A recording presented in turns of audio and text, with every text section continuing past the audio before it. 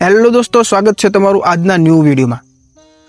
તો દોસ્તો, આજનો વિડીયો સ્પેશિયલ મૂવી લવર્સ માટે છે, જે મૂવીઝ જોવાના શોખીન હોય। કારણ કે ભારતમાં એવી ફિલ્મો બને છે જે ખૂબ પ્રશંસા લાયક હોય છે। એવી હું આજે ગુજરાતી ભાષાની વાત કરું તો હમણાં થોડા દિવસ પહેલા જ ભારતમાં એક મૂવી રિલીઝ થઈ હતી, વશ, જે એવી મૂવી હતી કે મોટી મોટી મૂવીઝને બહાર પાછી પાડે।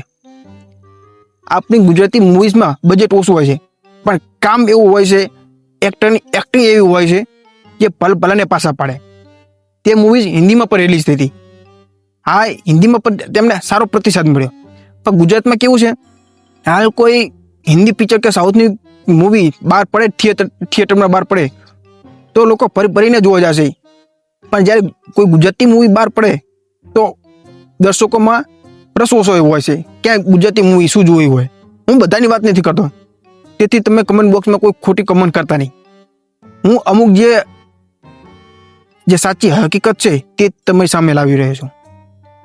તો મારું તો એટલું કહેવું કે ગુજરાતી મૂવીને પણ સપોર્ટ કરો, જેથી આપણી ગુજરાતી સિનેમા પણ આગળ આવી શકે। આગળ પણ એવી ફિલ્મો બનશે। તો મારું કેવું એટલું જ છે કે વશ જેવી મૂવી જે વર્ષમાં એકવાર જેવી સારી મૂવી બને તો તેને સપોર્ટ કરો। હાલ તમે જોયું હોય તો વશ મૂવી કેવી સારી છે, જે હિન્દી મૂવીને ભલી મૂવીને પાછી પાડેલી છે, પણ એ ગુજરાતીમાં જોવા જાય તો એનું કલેક્શન હાવ ઓછું। જ્યારે વશ મૂવી બહાર પડી, જે વશ પાર્ટ, જો તેની રીમેક હતી શેતાન, વશ મૂવી તેને લાઈફ ટાઈમમાં માત્ર 3.5 કરોડની કમાણી કરી। હવે તમે વિચાર કરી શકો।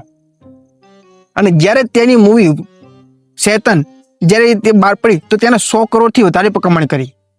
જ્યારે આ હું મારો રિવ્યુ નથી કરી રહ્યો, પરંતુ લોકોનો રિવ્યુ છે કે શૈતાન મૂવી કરતાં વશ મૂવી 4 ગણા સારી હતી, તો છતાં વશ મૂવીનું કલેક્શન માત્ર 3 કરોડ।